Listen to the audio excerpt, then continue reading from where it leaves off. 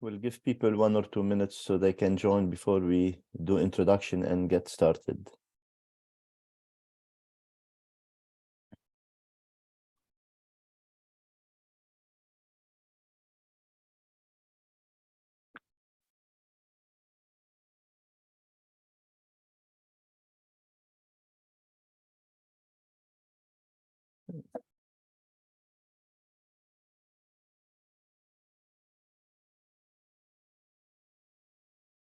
Okay.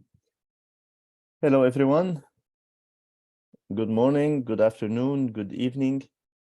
Welcome to the Stanford project for Ukraine. Some of you might be aware we've been doing webinars for over a year now, and we've covered different topics related to child psychiatry and to autism, pediatric mental health, and to autism. Before I do the introduction, I just want to do some housekeeping stuff.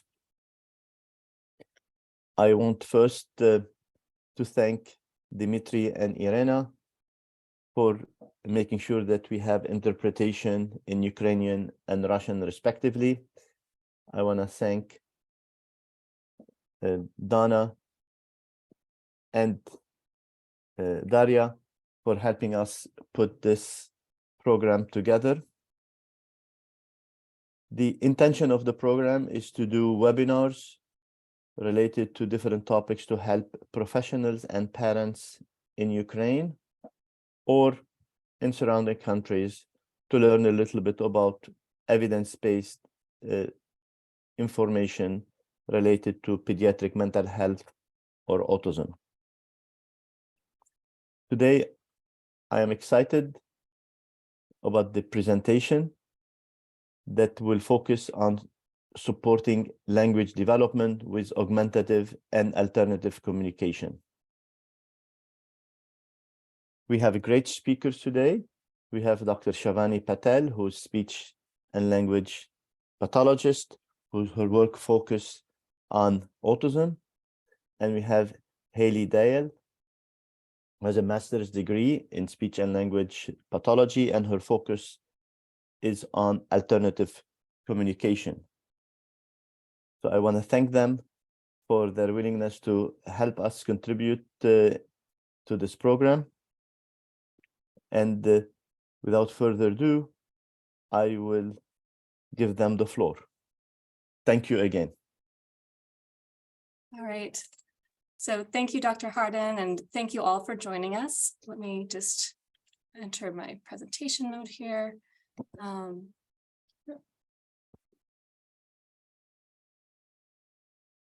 Sorry, 1 second here.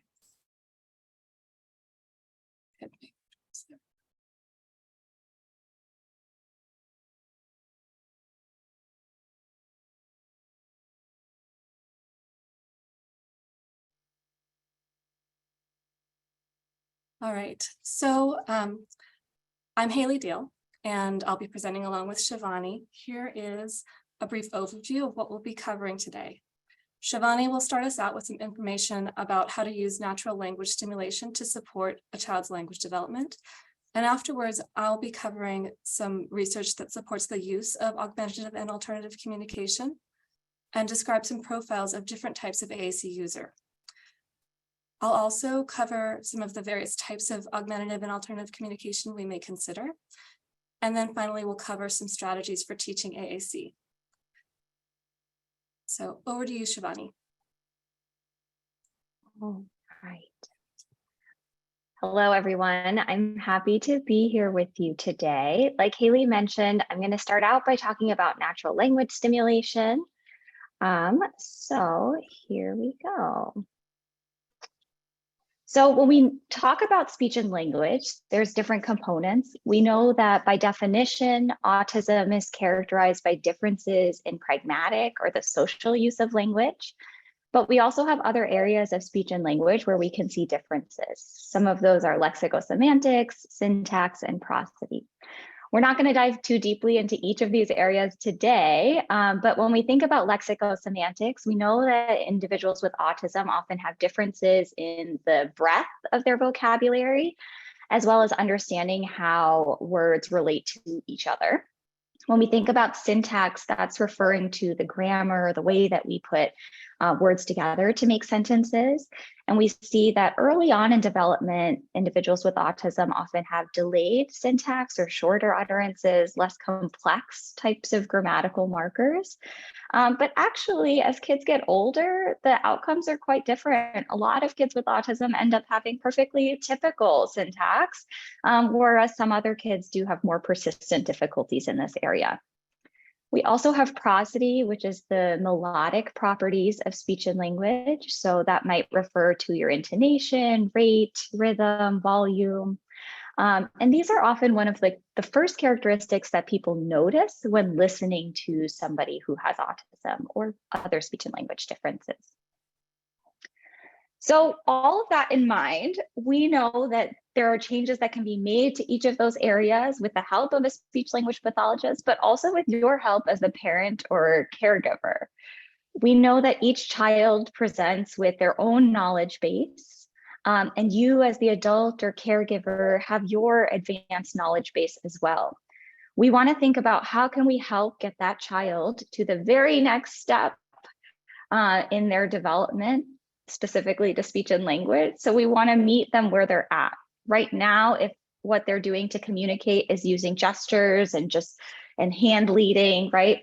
That is totally okay. We want to think about what's the very next step that we can get them to before we think about the big picture, which I know a lot of the time we're thinking, okay, I want my child to have conversations and I want them to go back and forth. That is the bigger goal, but we first need to meet the child where they're at and work towards the very next step. We do that by using models and expansions to build a child's knowledge and language. And we'll talk about specific strategies we can use to move up incrementally towards that broader goal of conversational skills. So the very first thing we need to do before we can work towards conversation is building some foundational prelinguistic skills. Some of that includes joint attention, which means that you and your child are both attending to the same thing at the same time. A great way to think about it is to think about talking about whatever your child's eyes and hands are focused on. So if they are focused on that toy train, we should be talking about that toy train. If they are focused on the airplanes flying outside instead of the blocks that are in front of them, we should be talking about that airplane flying outside. We are building joint attention by scaffolding whatever our child's interests are. That is also going to help promote engagement. We all probably notice this as adults too. If somebody is talking to you about something that you care a lot about, you're probably more likely to be engaged and want to interact more with that person than if they're telling you about something that you don't care so much about. So this is really important for us to think about with our young children, especially to scaffold and build their engagement skills. For speech and language, one of the main ways that kids learn to talk or to communicate, whether that's with words, signs, picture symbols, or a high-tech communication device, is by imitating. So it's really, really important that we are showing kids how to communicate in these different manners. We'll talk about more specifically ways that we can do that with devices. Haley will touch on that in a little bit. And then we also think about play skills. Play is a way that we represent our thoughts and ideas. So we want to make sure that we are setting children up for success in their play interactions. So some ways that we can do that are people games. You are the best toy for your child in the beginning. So we can do things like peekaboo, right? You are the back and forth, you're the engagement, you're providing that fun in the interaction. Bubbles are a great option as well. You can make them with soap and water and blow them. It allows, when the bubbles run out, your child might feel motivated to come back and ask for more. So it sets up this opportunity for communicating. We also think about physical play, so running, jumping, bouncing balls, tickling, all of those sorts of interactions especially for our kids who are bigger movers, right? This can be really fun, and you can join in and imitate what your child is doing to show them that you can both be play partners. You can have fun together in these interactions. And that's going to help. That shared focus on a particular activity goes back to our idea of engagement, right? And when our kids are engaged, that's when they're in that place that's really helpful for learning. So engagement and attention are really the very first things we need to build language skills.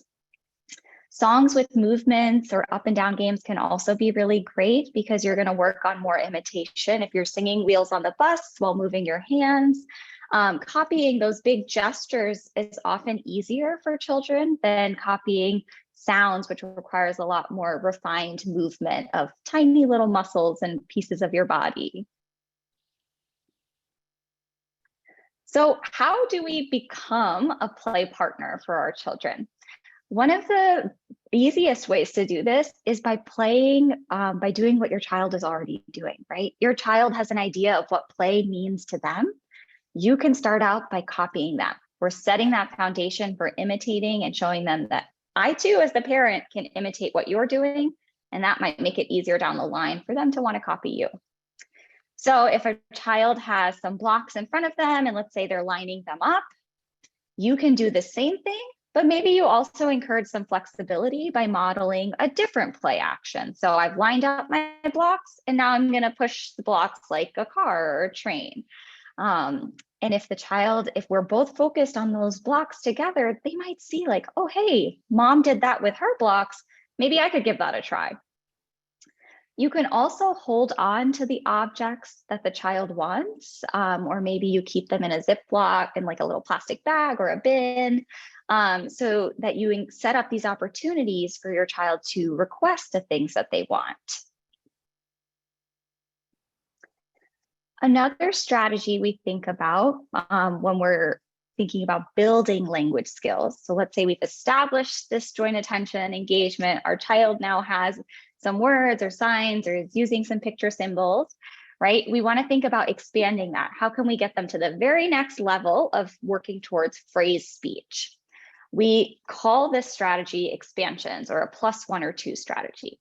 So if your child is saying cookie or signing for cookie, showing you a picture of a cookie, you can let them have the cookie, but you're going to always add 1 or 2 words or signs to what they're saying or communicating. So for example, if the child says cookie, I'm going to say eat cookie, or I'll also, if they sign cookie, I'll show them eat cookie and add 1 or 2 things to everything they say. This helps by modeling what else can the child do to work towards those longer utterances. So a quick review, we've talked about some of this, but what are some key strategies for building language? It's really helpful to be face-to-face. So think about when you're in that parallel play stage and you're doing what your child's doing, try to set yourselves up in front of each other rather than side by side or behind your child. And that's helpful because you're going to set up more opportunities for eye contact, for joint attention, right? Because you're both able to see what the other person is doing completely. You can also put your child's message into words. So whatever you think that they are thinking based on what they're doing, say it, put it out there.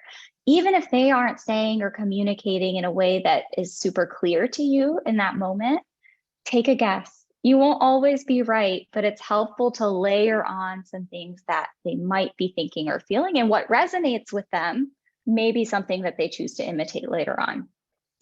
Imitate your child's sounds or actions. So if they are reaching for something, right, to communicate, you can also reach for that thing and add on the word for what they're reaching for. If they're going da, da, da, you can say da, da, da. You can also change those imitations a little bit to model some variety and flexibility. Describe what your child is thinking, feeling, or doing during routines and various activities throughout the day. This one is super, super important. You can describe with your words, with signs, with the picture symbols, right? If you already have access to a communication board or a device, you can use that AAC to model and support communication development as well. We want to use gestures and actions when you speak to your child. So if you're telling them, hey, let's go outside, we can go for a walk. I might gesture for a walk as well at the same time that I'm saying it. You can also add pauses during familiar routines to let your child know that it's their turn. So think especially in songs or phrases like ready, set, go. I'm going to make a long pause right before I say the last word in that routine so that the child's brain is starting to think, something's supposed to come there. Maybe I should say something and I should fill in that blank, right? We're just trying to get those gears turning.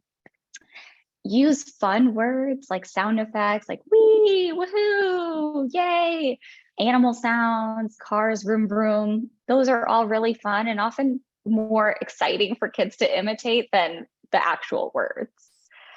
You can also offer your child choices. So instead of saying, what do you want to eat? You could say eat cookies or eat crackers.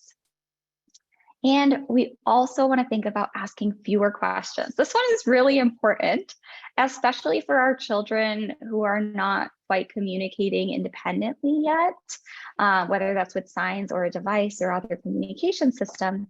We want to think about modeling language. Let's fill up their answer bank of the things that they could communicate or could say or do to let you know what they need rather than asking them, right? Because if they're not answering yet, it's more, our effort is better spent helping to fill that answer bank for them. So once we've used these strategies and gotten to a place where children are communicating more in some phrases or utterances, we're thinking, okay, how do I get closer to that conversation now, right? The next step, we're still not at conversation. And today we're not going to talk about conversation, but I want to help you realize what are the little steps that come in between. It's super important for us to be thinking about narratives or storytelling. Those are the foundation for conversations because telling stories is what we do when we have conversations. We share about our experiences and the things that we've done or want to do. So one way that you can start this out very early is by sequencing routine events, right? Think about in the morning when you get ready, your child probably brushes their teeth, takes a shower, has breakfast. Those are the key pieces. And you can talk about those every morning, right? Set the routine. So first we wake up and brush our teeth, then we take a shower, and finally we get to eat breakfast. Sequence those routines for your child. You can do it for any routine activities. You can see here the picture on the bottom right, getting ready for school, doing laundry. All of those are really nice because it shows there's a clear beginning, middle, and end. And then as we get better at understanding the order of events for routines, we can also extend this to personal events. So let's say we went to the park on the weekend, right? Maybe you take pictures or videos of what your child is doing and you're able to then extend that. First we got into the car and we drove to the park. Then you went down the slide and then we had a popsicle, right?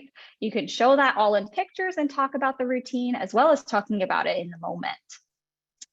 Okay, I'm going to pause here and turn it over to Haley so she can talk to us about evidence that supports AAC usage.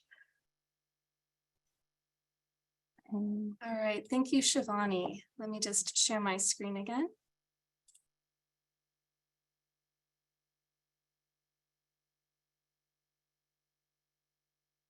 All right, so I will be talking about how to use the evidence that supports use of AAC in just a moment. But first, I should define what we mean when we talk about augmentative and alternative communication.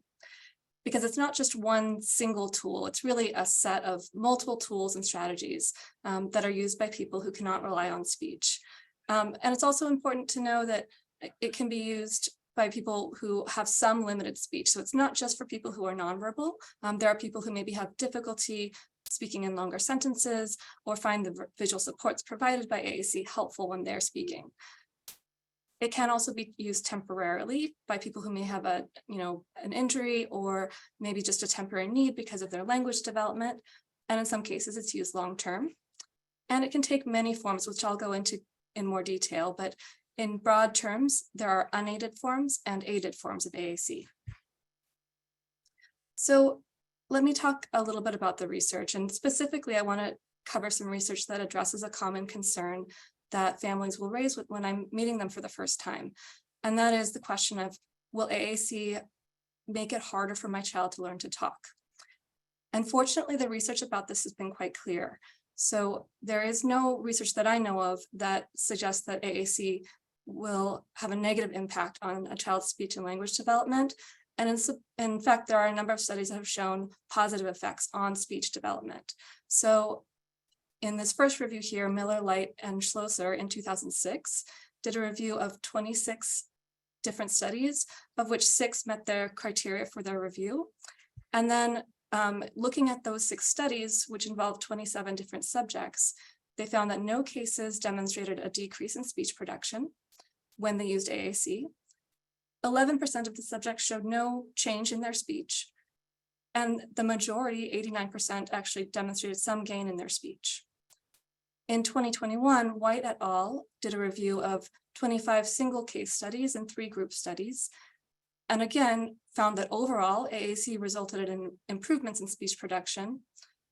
However, they also noted that the gains that the individuals made in speaking didn't surpass the AAC use. So the subjects in the study were actually able to communicate more when they had access to AAC. However, their speech was still improving. Here are a few smaller group studies. Brady et al. Looked at an intervention that used multimodal communication, so using both AAC and spoken language for 10 children with autism.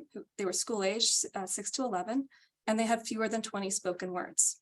5 out of 10 of those subjects showed some gain in their number of words that they could produce. Muharib et al. In 2020 looked at an intervention that used AAC to teach boys who were communicating at the single word level to combine words. And they showed an increase in their ability to combine words for all 3 subjects. It was a small study. And 2 out of those 3 subjects also showed an increase in their verbal communication. So they generalized what they were doing with AAC to speaking. Then Romsky et al. In 2010 looked at a parent coaching intervention. And this was for toddlers who had fewer than 5 spoken words. And it was a study of 68 different toddlers. The AAC interventions, that is parent coaching that included some use of AAC, showed a greater gain than interventions that focused only on coaching around spoken language. So the authors of this study concluded that AAC does not hinder and may actually aid speech production in young children with developmental delays. So hopefully those studies are reassuring that AAC can actually be supportive, at least in some cases, for speech production. However, beyond that, there's a lot of reasons why we might want to consider using AAC for somebody who has difficulty speaking. When we think about what it would be like to be unable to speak, we can reflect and realize that can have a profound impact on an individual's life in many areas. So it's not surprising really that overall quality of life would be improved when we have access to communication that works. AAC can provide a means to participate in actions. It can allow a person to be an advocate for themselves and be more involved in self-determination. So I can say what I want, or I can tell people I need a break or wait. So I can be a little bit more of an agent in my life. There are also important implications for safety and health. Being able to communicate can allow somebody to communicate something that's medically important, maybe a physical ailment that they're having that somebody wouldn't know about otherwise. It can allow people potentially to communicate about abuse. It can also reduce frustration. A lot of the time, I see children who've had some difficult behaviors, and part of that may be stemming from the fact that they've had a difficult time communicating, and they may learn certain behaviors like hitting as a way of getting out of an activity, but the AAC device can actually potentially help to address that by giving them another way of communicating. And also being understood can reduce frustration in and of itself. It can reduce misunderstandings and allow me to clarify. If you think I said one thing, but actually I meant something else, the AAC device may give me a way of letting you know what I actually meant. And it can reduce caregiver burden. So a lot of communicators who are relying on body-based communication and gestures really depend on somebody else to be able to read their body language and understand what they're trying to say. But that's a lot of work for both people. So by using AAC, we can potentially allow the person to take on the role of saying what they want in a more clear fashion, and the caregiver doesn't have to do all of that guesswork. So it's also important to think about the various ways that we all communicate. So we all use more than just speech. We use facial expression. We may glance at something that's important to us to draw someone else's attention with our eyes. We can use tone of voice to convey something. We may use touch or our body language. We might share photos on the internet or send a text message. So all of us are doing this all of the time, and AAC is really just one more tool among many other tools that we might use for communication. Using AAC can also allow us to tailor a communication system that maybe serves somebody, it's tailored to their strengths, and also helps with certain areas that they have difficulty. So for example, a child with autism may have strong visual spatial skills, and maybe they're more of a visual learner. AAC can provide some visual cues that might be useful to that child. For children with autism who maybe have a stronger need for routine and predictability, AAC can be predictable and consistent, and we can actually be strategic about choosing a very consistent location for something so they always know the word more is always going to be here. So it's not as confusing perhaps as speech, because it's always there. It's always going to sound the same when you press that button. For somebody who has motor planning difficulty, AAC might be beneficial because the motor plans involved in using an AAC system are simpler than speaking. For a child who has difficulty staying calm and regulated, we might use AAC to help them advocate for themselves. For example, asking for a break or saying, I want my toy that I find comforting. We can also help children who may be unsure of what to say in certain social situations by using AAC. We can include script in the AAC system that might give them some cues about what they should say in different social situations. All right, so moving on, I'm going to share some different profiles of some of the different types of children and adults that use AAC. So Patricia Dowden in 2004 developed a continuum of communication independence. And really this communication continuum is talking about the ability to communicate about any topic to any person at any time. That's how she would define independence. So if I'm independently communicating, I have a large flexible vocabulary. I can speak with any partner, and I can talk about any topic I want to in any situation. However, on the opposite end, somebody who's in the emergent stage, they haven't really established reliable symbolic communication. Therefore, they really don't have a consistent partner or topic that they can communicate about. For somebody in the middle, a context-dependent communicator, they have some reliable forms of communication. However, their vocabulary is limited. The number of partners they may be able to communicate with effectively may be limited. And also their number of topics and contexts in which they communicate would be limited. So for the emergent communicator, we can think about this in a couple of stages. There's, at the very beginning, we're talking about a prelinguistic communicator. So in this case, there's a child who may understand a few words in familiar contexts, but they're not yet using any words or symbols to communicate with a partner. They may not even really use any conventional gestures. So they may not yet be pointing or using any kind of gesture that's clearly recognizable. Their way of communicating tends to be idiosyncratic or unconventional. So maybe their partner can understand based on body language that this child is, looking anxious, or maybe they need to, they want to go outside, but somebody who didn't know the child would have difficulty understanding that. And a child at this phase may also interact only for brief periods. So this might be a child who really needs to work on establishing joint attention. And some of the strategies that Shivani mentioned earlier might be where I would focus here. Later on in the emergent stage, we start to see some early symbolic communication. So the child, is showing an increase in their understanding of familiar words and phrases. And they are starting to use maybe some single words or gestalt phrases. Maybe they have some echolalia that may be meaningful some of the time. The child might also be starting to use some conventional gestures such as pointing. And if we're working with AAC, this child might also start to use some forms of AAC with prompting. A lot of communication at this stage may be focused on requesting and protesting. Of course, we can be modeling other forms of communication, but that might be where the child is initiating a little bit more. And a child in this stage is likely interacting mostly with familiar adults. They're probably becoming more responsive when that familiar adult tries to engage with the child. So this is a stage where we're starting to see some language growth, and it's starting to become more meaningful. Then we enter the context-dependent phase. So at this point, a child is using symbols to communicate with familiar partners. Oops, sorry about that.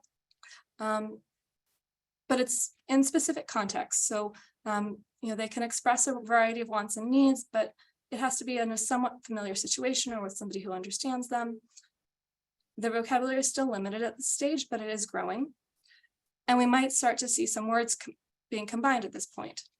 Hopefully, we're also seeing the child develop some literacy skills. Maybe they're recognizing some letters or even some written words.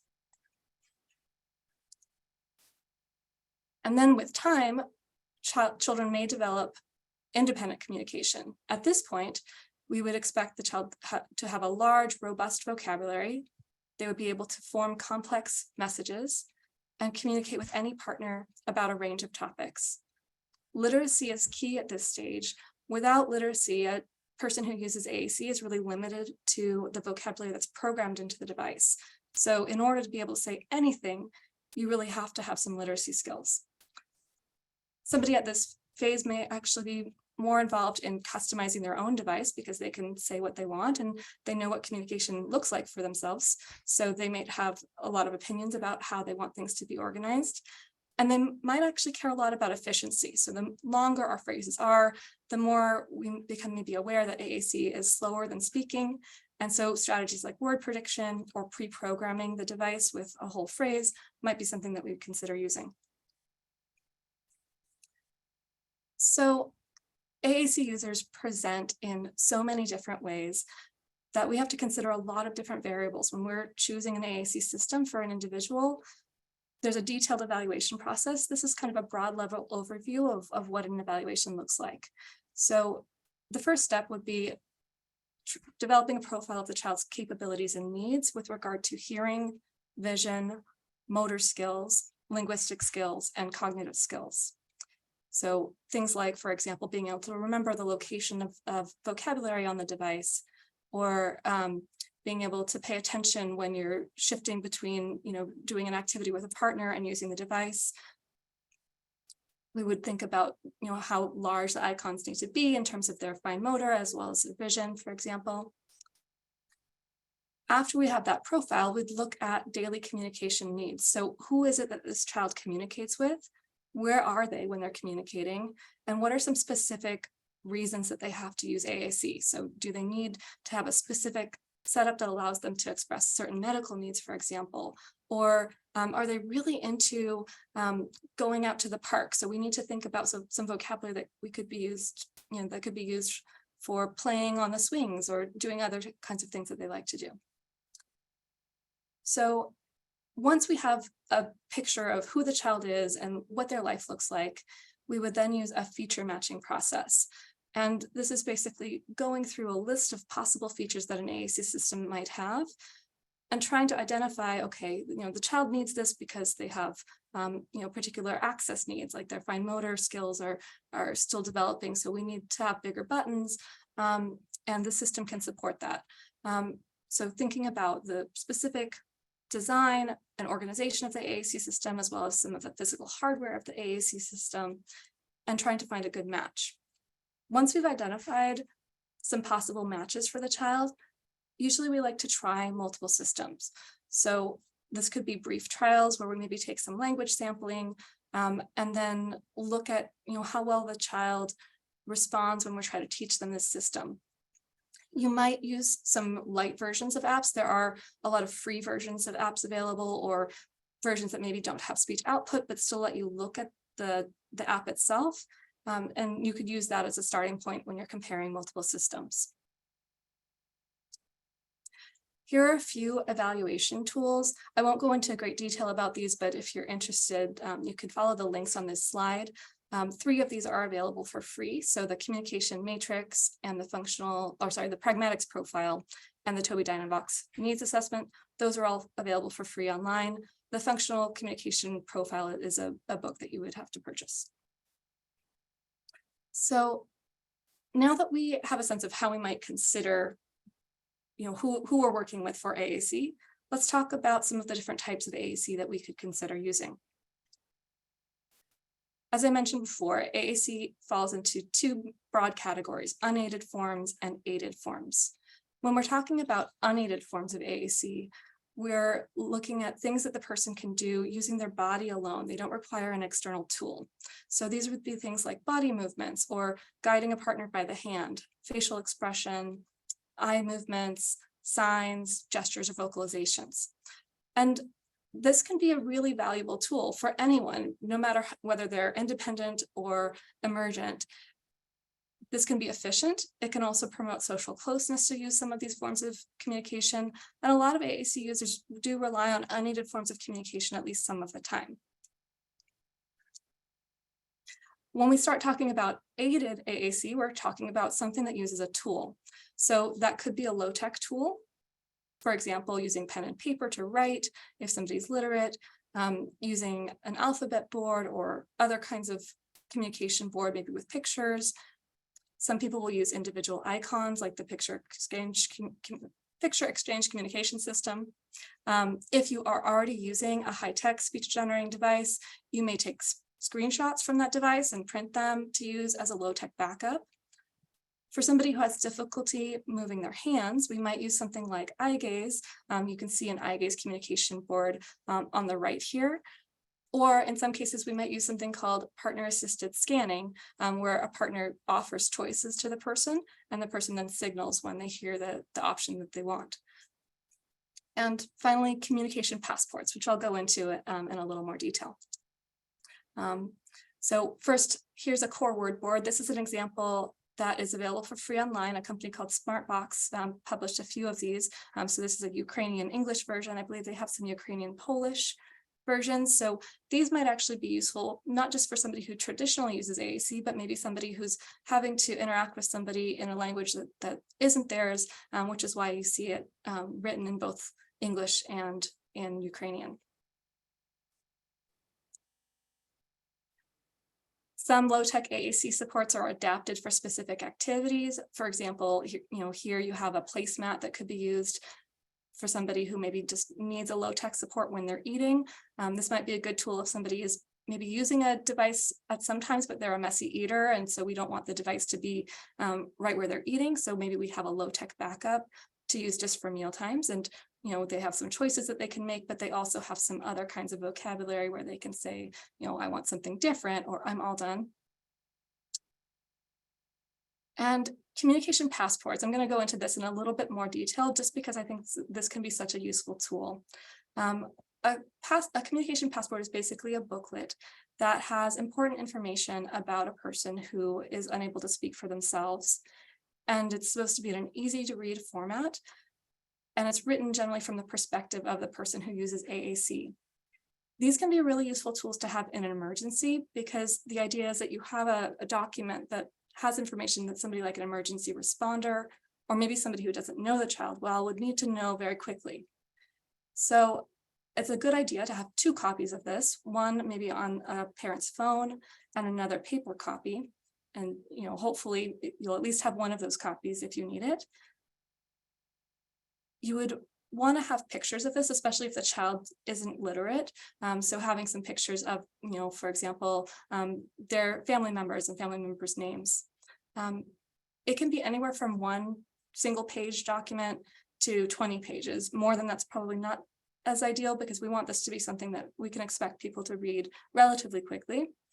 And it should have not just information about medical needs, but also information about the child's strengths, things that they like, and how they communicate. Here's a couple of examples of a communication passport. So on the left side in blue, you see that they've listed some of the ways that this child communicates. They're showing what some of the things they do with their body, how they might vocalize to communicate in different ways. And on the right, we have a list of some of the foods that the child likes and doesn't like to eat. And one thing I like about this is that this could actually also serve as a backup communication system if the child needed to make some choices. You could offer the child, some of the choices here and use the pictures to communicate too. So it sort of serves a dual function.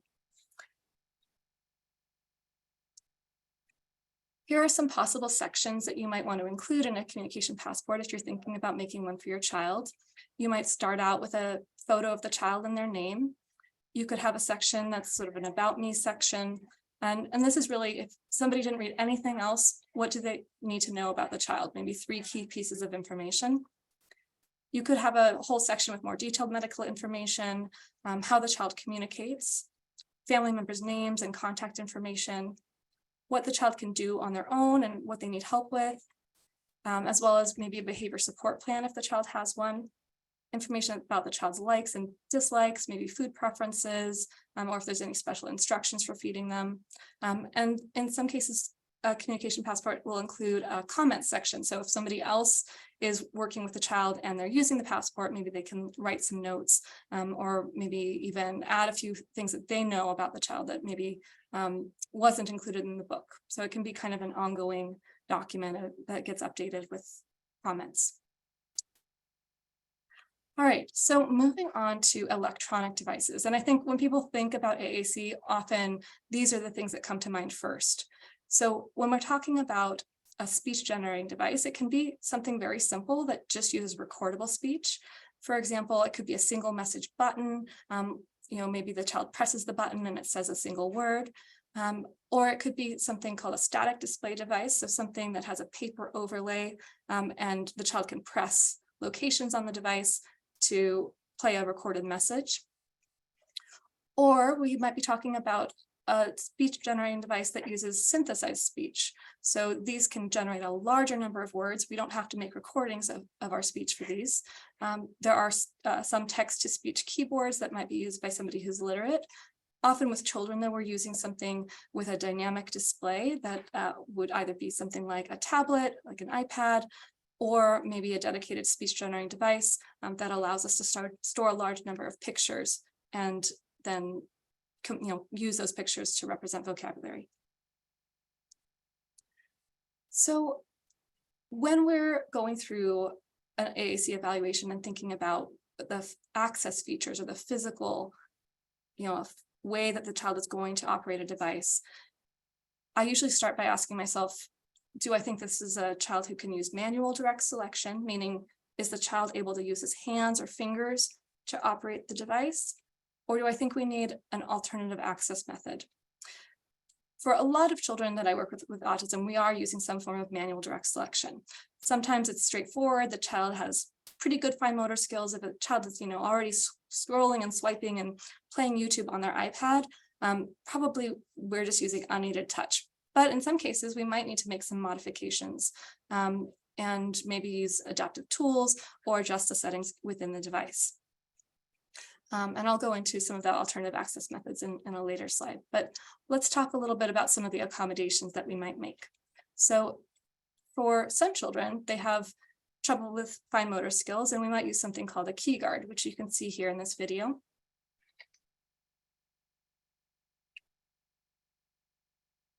Times Square. So that was just basically a plastic grid that fits over the device.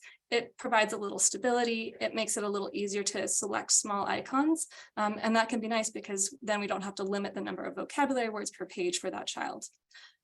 In other cases, you might have a child who maybe their fine motor skills are fine, but they keep touching the button again and again and again. And this is something that I do often see when I'm working with children with autism, that, maybe there's a certain button and they love to hear the sound of it, but it doesn't seem like it's really, them trying to communicate with me, but they just press it over and over and over. And one thing to know, this is not uncommon, and it can still be a way that the child maybe is exploring the device.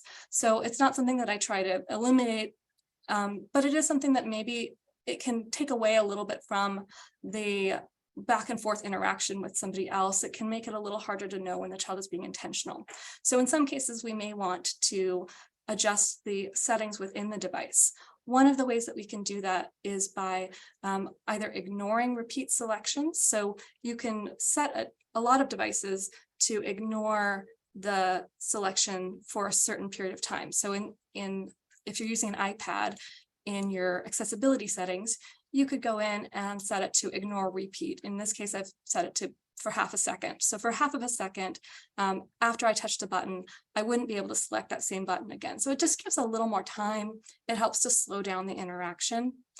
In some cases, there's other modifications you could try, like having the child use a hold duration, having to touch for a certain period of time. Sometimes you'll see that called the dwell time. There are a lot of different ways you can adjust the touch settings. So in a case where a child is not able to use their hands, we might use an alternative access method, one of which is scanning. In this video, you'll notice a little girl who is using a switch to operate a communication device. And you'll notice that it does take her more time to communicate. One of the reasons is, she's having to wait for the computer to go through a series of options, and then she's having to make a selection. So it is a slower process when we're scanning, but for some people, this is very effective. There we go. What color M&Ms do you want?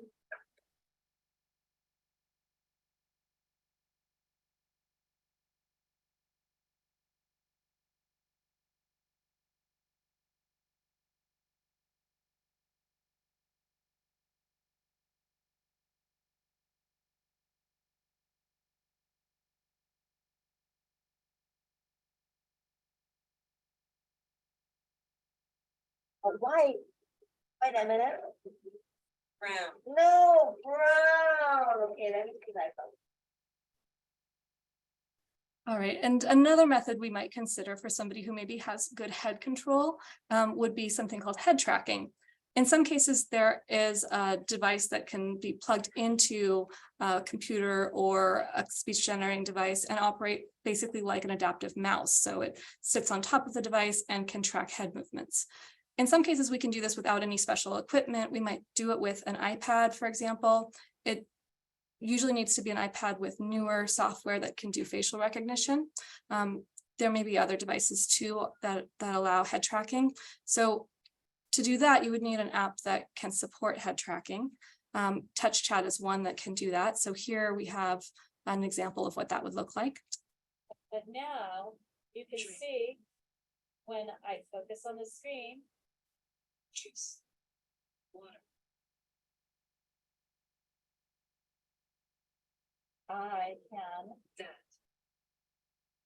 say anything I want to, which is kind of great. You can do it. And lastly, we may need to use eye gaze in some cases where maybe our eyes are the best method for us to control a device because we don't have good control over our limbs or head movements. So in some cases, children will use a device that has a special camera that fits onto the device and can track eye movements. We are also starting to see some apps that will support eye tracking for iPhones or Android phones or newer iPads. So in this case, this boy is using a device with a special camera that's tracking his eye movements. And when he gazes at a certain location, he's moving the cursor. And then he has to hold his gaze there for a certain time in order to make a selection.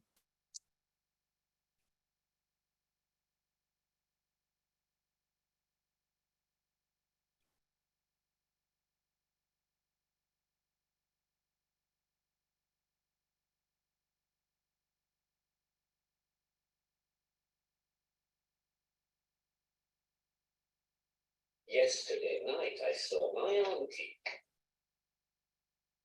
All right, so once we've gone through the process of thinking about access, we probably have a decent idea of the physical hardware we're going to be using. We'll know if we need to use any specialized equipment like a switch or head tracking, and we might have some idea about how big we want the device to be based on the child's fine motor skills.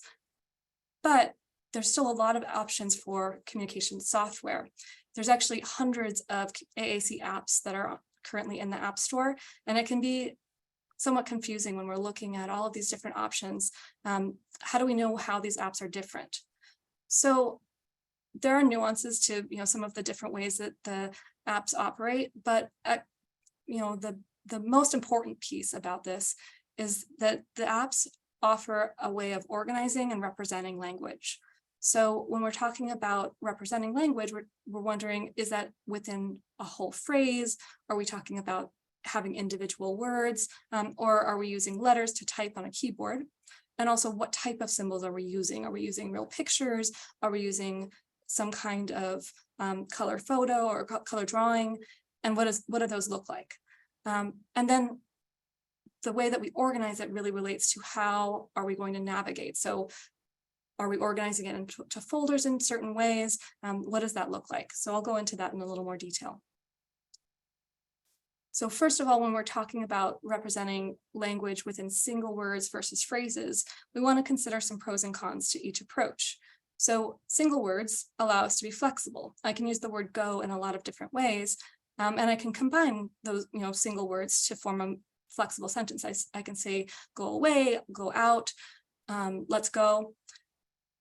My messages can vary, but when I'm combining individual words, that can add some time. I might need to navigate between multiple pages, so that can slow things down. Phrases are used for specific purposes. So I have a whole written phrase, I want to go home. That's only going to mean that thing. So if it's not what I want to say, it's not as useful. However, it can be really efficient. If I really need to go to the bathroom, I might want to have that all written out in one phrase, rather than having to go through a long process of forming a sentence. In AAC, we also have a concept of core versus fringe vocabulary. So when we're talking about core vocabulary, we're referring to words that really form the structure of our sentences, and are used in multiple contexts. So this is really hundreds of words. It's a relatively small number of words that we use often. So it's estimated that we use core vocabulary when we're speaking about 80% of the time. And it includes a variety of word types. So verbs like go and want and need, as well as pronouns, descriptive language. It's not just nouns. Fringe vocabulary, on the other hand, relates to specific people, places, objects, and situations, and includes many, many thousands of words. It's about 20% of the words that we would use when speaking, and a lot of fringe words are nouns. Now, this will come up a little bit later on, but nouns are easy to picture in AAC. So sometimes there's a tendency to focus on the fringe because it's so easy to represent, something like, a pizza or a sandwich using fringe vocabulary. Representing the concept of go or eat is a little bit more difficult. But in order to say a complex message, we really need to have a little bit of both in our AAC system. So here's an example of how core vocabulary might be used in an AAC system, and you'll see that they're combining words. Want, eat. Want, eat.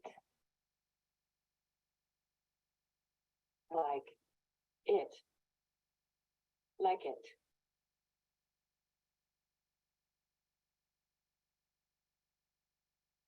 Drink. Water.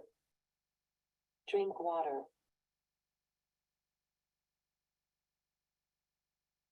No. More. No more.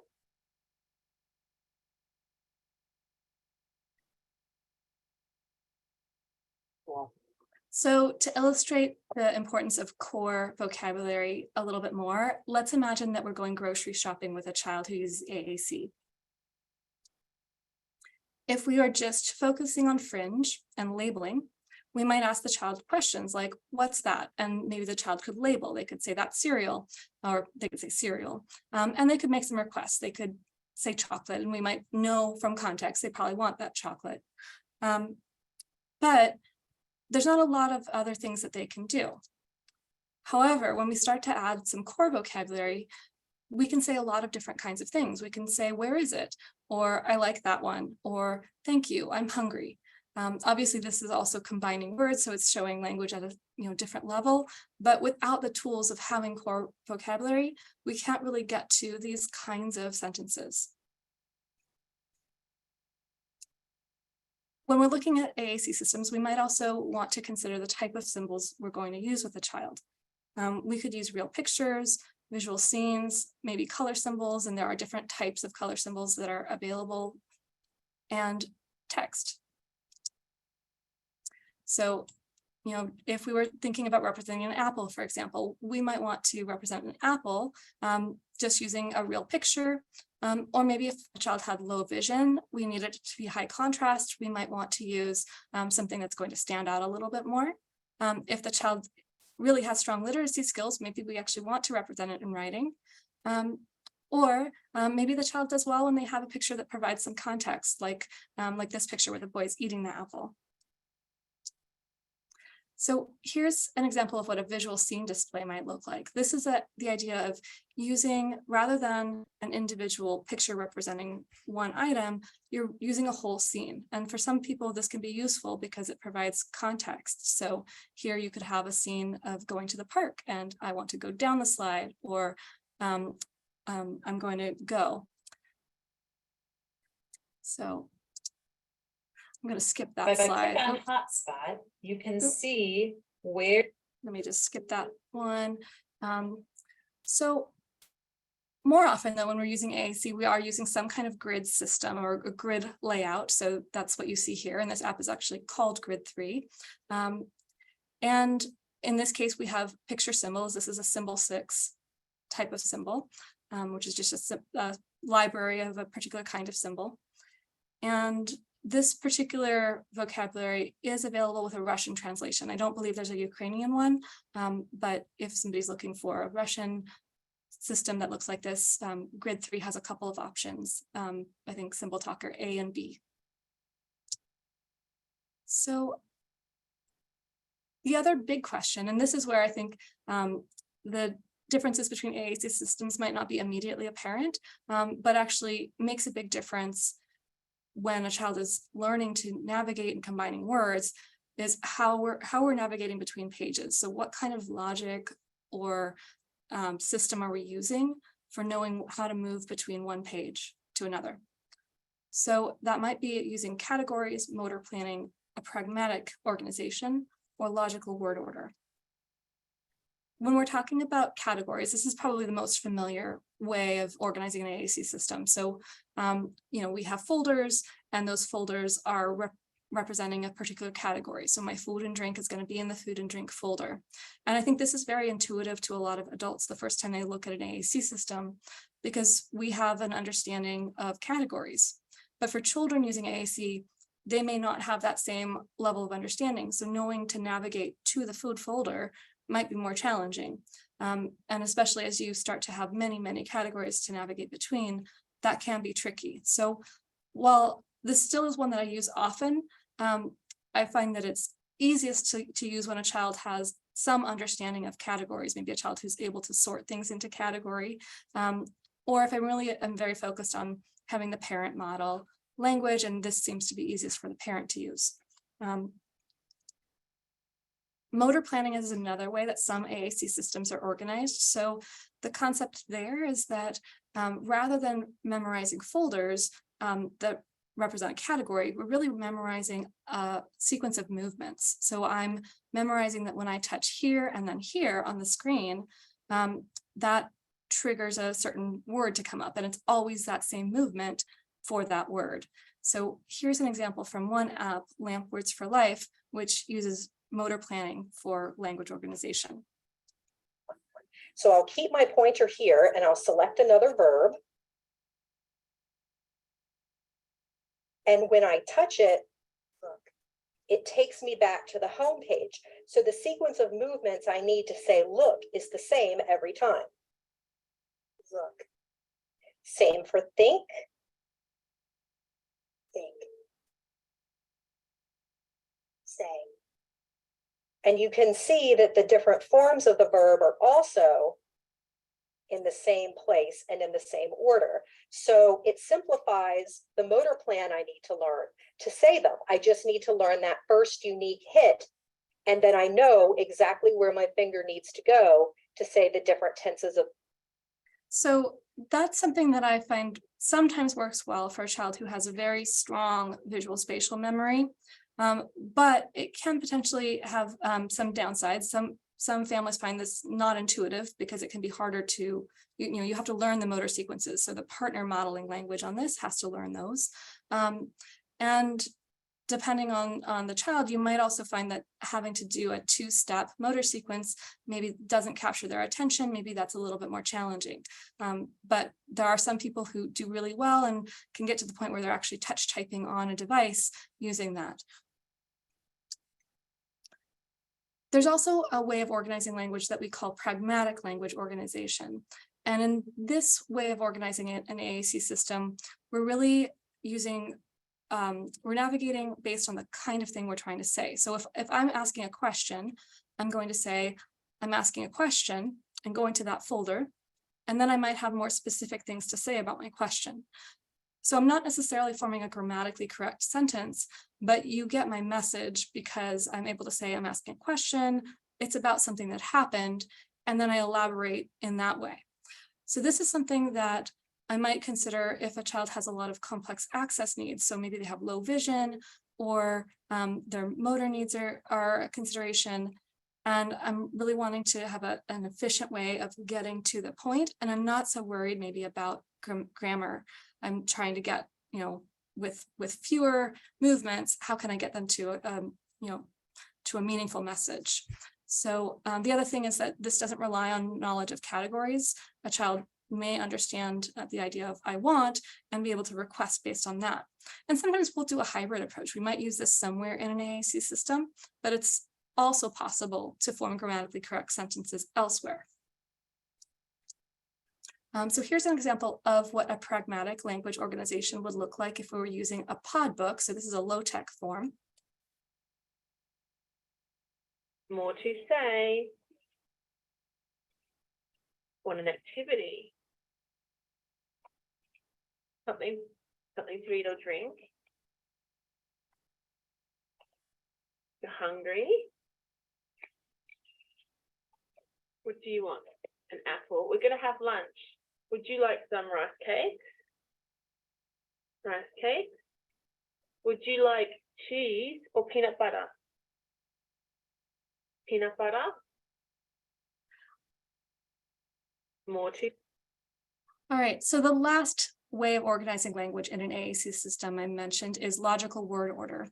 Now, this is really where the device is helping to predict the next step in a person's sentence. So if I say I want, I might then follow that in English with a verb. I might want to say I want to go or to eat or to play. So this works when the AAC system follows the same, follows a word order that works for the person. Translating this kind of system can be tricky because a different language may use a different word order. So this app may work well in English, but translating it might not work as well. First sentence. I am going to the mall. I am going to the mall. I am going to the mall. All right. So First sentence. All right, so I've given us an overview of some of the types of AAC we might consider. Now let's come back to how are we going to teach the child to use AAC? Some of this will relate to some of the strategies that Shivani mentioned earlier in the talk. So some of the strategies that we might use when teaching AAC really are very similar to what Shivani was talking about at the beginning.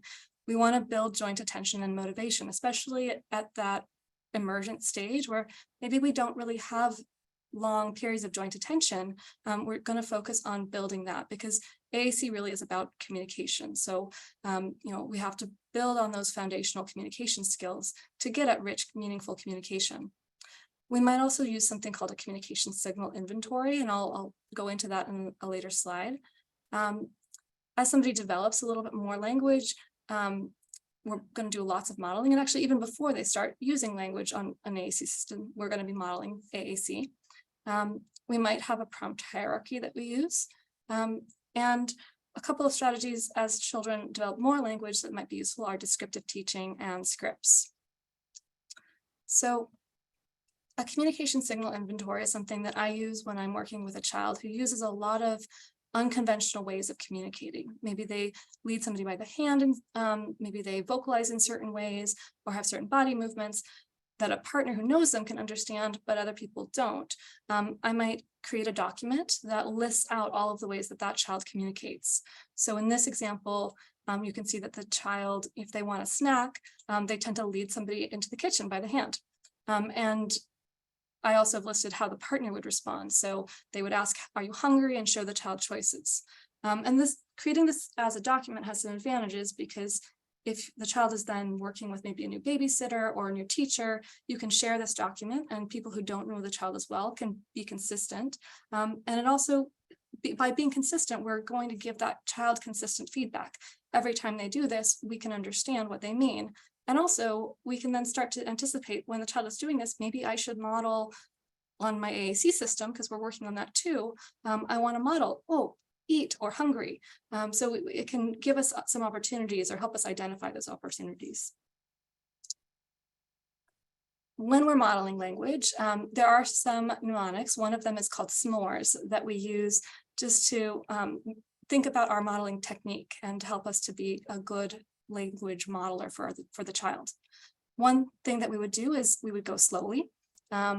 We try to model within a meaningful context. We respect and reflect. So if the child communicates something, we then try to honor that communication. We don't necessarily quiz them. We try to repeat keywords multiple times. We expand on the child's communication. So if the child says eat, we might say eat chips or something like that. And we also stop and allow time for the child to have an opportunity to communicate. And I'm just checking on time. I think am I okay to go another 5 minutes or so? Okay. All right, so. We already have a lot of questions, so Okay. it would be good to leave room for some questions and to end a little bit before the top of the hour. So okay, I will leave some time. Let me just maybe skip through the video and I'll just Make it go. I'm going to show just a short clip of this because they're doing a nice job of modeling. So here we go. You make it go. Go. Make it go. Good job, Philip. Do you know what we're going to make? Make. What are we going to make? Make. So the main thing here, she's not requiring the child to say the words. She's modeling a single word, but it's in a meaningful context. The child is clearly engaged by this. Here's a prompt hierarchy, and the idea here is really in AAC we want to use least to most cues most of the time. So a small cue might be just motivating the child, adding wait time. As we move towards more cues, we might be using gestures or direct cues like saying, "Oh, can you point to eat?" We try to avoid too much hand over hand cueing in AAC. Doing this can be kind of confusing because it's not clear who is actually doing the communication, and children can become more prompt dependent if we do too much hand over hand.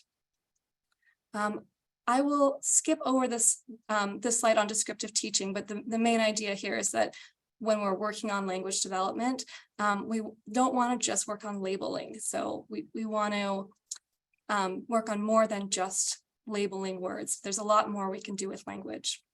And lastly, we have some scripts here. So you can program a device in many different ways, and one of them can be having some scripts to use for different social situations. I also just want to mention that a backup plan is important. It's not enough to just have, an electronic device for AAC. We need to have something that we can use in a power outage, or if the device is charging or broken, or if we're near water. So having a low-tech backup is necessary for everyone who uses AAC. And sometimes the low-tech method is just more efficient or helps us feel more connected. I will wrap up here. There's a few slides after this that give you some resources. You can read those in the slides, which I believe will be posted later. But I just want to say that the main thing when you're working on AAC is focusing on the connection. It's all kinds of communication. It's not just getting the child to use a device. It's all of the ways that you're communicating. And it's a two-way process between you and your child. And it's not a test, so there's no right and wrong answers. It's really about that connection and being engaged. So thank you so much. And No problem. yeah. Thank you. Thank you. I know this is a wealth of information. I think I've attended many lectures on assisted communication. That's probably the most comprehensive one. So thank you. And I'm sure that you probably had material for another half an hour, but probably that's okay. Okay. Yeah. Very good. So let's get started here. Hopefully we'll try to end like 5 minutes before the top of the hour, so to allow people to transition. So first question, can you describe about prompt therapy and how should we combine it with using AAC? I am not prompt trained. I don't know, Shivani, if you have thoughts on that. Yeah, so I would say prompt is not a therapy method. It is a tool. So it's a queuing hierarchy. I am also not prompt trained, but it is not really a therapy method. It's a set of different cues that you can use to support therapy, but the therapy methods still would go back to the things that Haley described in terms of modeling with AAC and thinking about how you're using it to scaffold an interaction. Prompt is just one way that you might be able to add some cueing. Okay, very good. Thank you. A question about using AAC devices for hyperlexic kid, at some point between the scripted language and the desire of to have some more flexible language. Any thoughts about that? So, when I've seen some children who are hyperlexic using AAC, and we might rely more on written words to represent language, but you still have to come down to some of those, the strategies that you would use to teach meaning, because they might recognize the word, but not put it in a meaningful context. So, some of those strategies like, connecting, making a selection on the device that says, go to an action. So there's still a lot of just working on the understanding of language. But the nice thing when you do have a child with strong literacy skills, or at least the ability to recognize a written word, you may not need to worry so much about having as many pictures. Very good. Thank you. A question here that I'm sure you touched on is just to reinforce what you mentioned, whether using AAC will affect the speech development of the child, because as you would expect, some parents do worry about that, but I think you did show some data that there is no negative impact. I don't know if you want to reinforce that or say it differently. Yeah, so all of the research I'm aware of suggests that AAC does not have a negative impact on speech development, and in some cases it may have a positive impact. And while some children do not develop speech, AAC will at least provide them a way of communicating. And if they were going to be able to develop speech, AAC wouldn't hinder that. Very good. Thank you. Next question. Any thoughts on using rapid promoting methods or spell to communicate for communication challenges with kids on the spectrum? Yeah, so my understanding is that those are not evidence-based methods, and ASHA, the American Speech Language Hearing Association, has a position statement on that. So it's not an encouraged method. The understanding of those is that we're really, the adult doing the prompting is doing the communication. It's not coming from the child. Okay, thank you. Now, another question. What are your thoughts about the best way to use a combined AAC that, let's say, in Ukrainian and the other one is in a different language? This is such a good question, and it's a tough one. Yeah.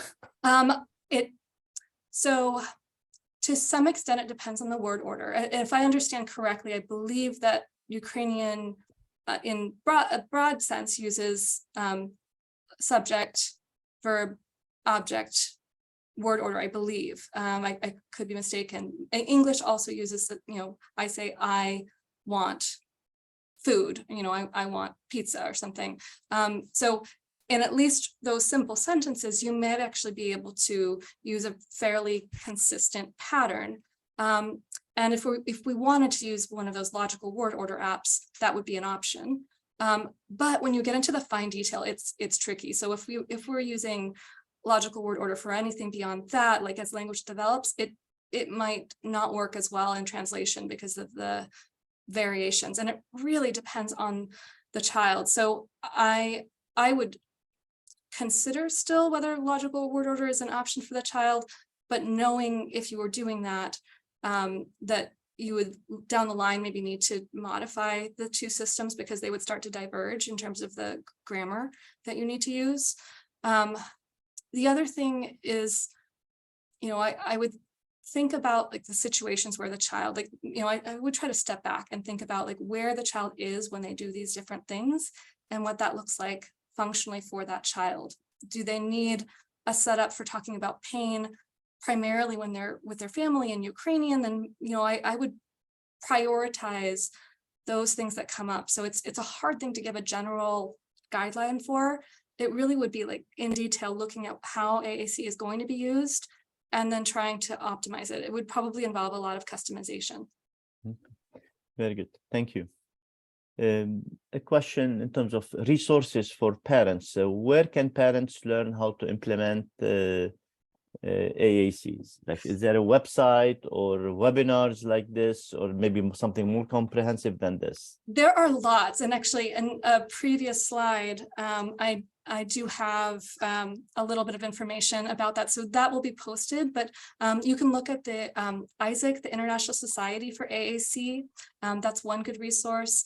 There are also a lot of websites that are kind of oriented towards speech language pathologists and parents sharing information like practical AAC. And if you are using a particular app, often you can look at the developer's website and find resources there. Okay, very good. Thank you. A question here that I can project a little bit your answer. I'm gonna phrase it. If you have to pick one or two most effective method of teaching language, receptive language and expressive language, what would these methods be? Might be tough, but you can take a stab on it. That's a tough one, Shivani. I don't know if you want to take that. I feel like I can go first. You might have two different most effectives, Haley, so feel free. I would say the very first thing goes back to building engagement and turn taking, right? In play, in any interaction. We're thinking about setting the stage for all future communication. And like Haley said, communication is a back and forth, right? None of us exist in a silo by ourselves. So building engagement and turn taking would be my very first strategy, and I think the most important. And then the second, I would say, is describing and modeling. So in whatever communication system or method that you're using, describe using the AAC, describe using your words, describe using your signs. Because the more that you are describing, the more opportunity your child has to absorb that information. And then the more likely they are to end up using it again later on their own. I think those are great answers. And I guess I would just expand a little bit on that. Like when you're modeling, that you're relating it to something that is meaningful and engaging for the child. So you're not trying to, it's not a lesson, it's a conversation, and you're really connecting it to something that the child is motivated by and cares about. Very good. Thank you. I have another good one for you. We get it here on a regular basis. How about households when you have parents that speak different languages? What are your thoughts about that? We see that quite a bit in the Bay Area. As you know, 30% of the families who are in the Bay Area that were born in, or individual are born in a different country. Common Spanish, English, Mandarin, English, Farsi, English. And here in this situation is probably Russian, Ukrainian, Russian, English. So what are your thoughts about multiple languages in the context of having a child on the spectrum? Shivani, do you want to take that one? Yeah, this is a question that comes up a lot. It's a great question. I would say that all of these languages are important, especially if the language is important to your family. There is no reason to stop speaking it because your child has a diagnosis of autism. If your child has a hard time learning one language, they will likely have a hard time learning the other language too. But the best thing that you can do as the adult in the situation is use the language that you feel most confident and comfortable in. So if you truly feel you are bilingual in English and Ukrainian, speak both languages whenever it feels right to you.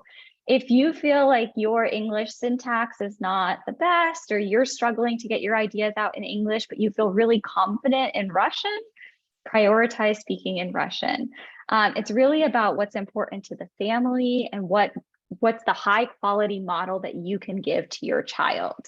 I know a lot of times families will say, maybe we can just have them take classes in Mandarin later on. And right now we'll just prioritize English, right?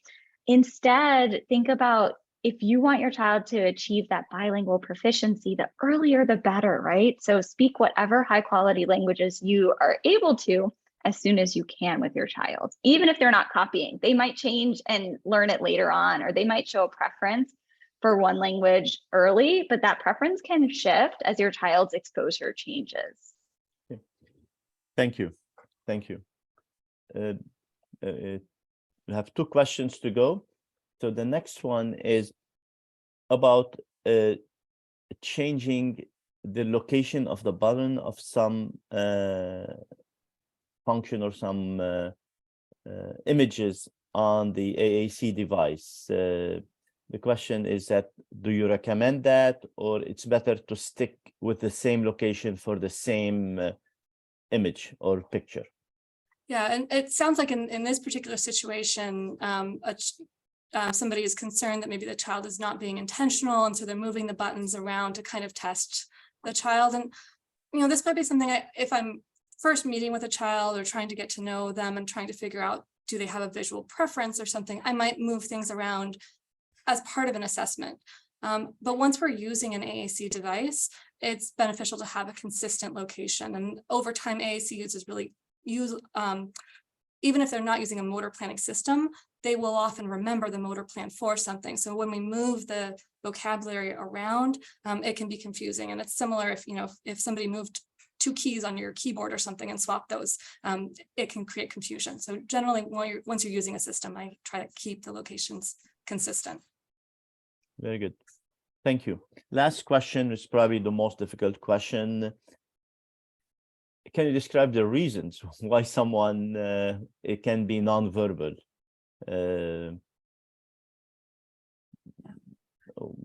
Is there any specific etiologies for that?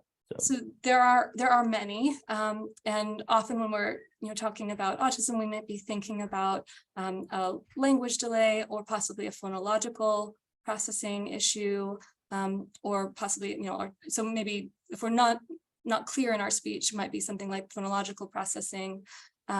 We also, in other cases, might see children who have neurological issues that cause dysarthria. In some cases, there are children who have apraxia of speech that affects their motor planning for speech production. So there are a number of causes, and in some cases, people have a physical reason that they're not speaking, but this is more common if there's, an issue like a tracheostomy or something that actually physically impairs speech. Shivani, is there any other things you wanted to mention? Yeah, the ones that Haley shared are definitely ones that come to mind. I would say for a lot of those, the treatment is also different than what we think about for a traditional language delay. So if you're finding that, it seems like your child is trying to speak, but nothing's coming out, or they're trying to do things and you're considering some of these other options, you may need a different course of treatment than traditional speech therapy for a language delay. So it's worth considering some of those other options and seeing if a speech pathologist in your area is able to provide treatment specifically for apraxia of speech or for dysarthria, because they're different approaches for different reasons. Very good, very good. Yeah, from a neurobiologic point of view, like language abnormalities in autism that are related to abnormal neural networks, brain pathways who are wired, unfortunately, differently than most people. And we believe that depending on the speech difficulties, let's say, for example, if it's secondary to a stroke or cerebral palsy or autism, the neural networks, the different pathway in the brains are affected differently.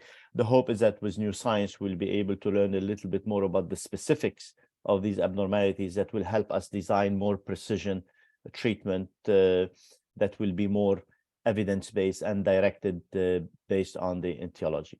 Very good. On that, I want to thank Shivani and Haley for this great presentation, and I want to thank everyone for their attendance. Thank you again. And our next presentation will be in the second Wednesday of May, and it will be on alternative biomedical treatment and complementary alternative treatment. We look forward to seeing everyone again. Thank you again, and have a good rest of the day and good evening. Bye-bye.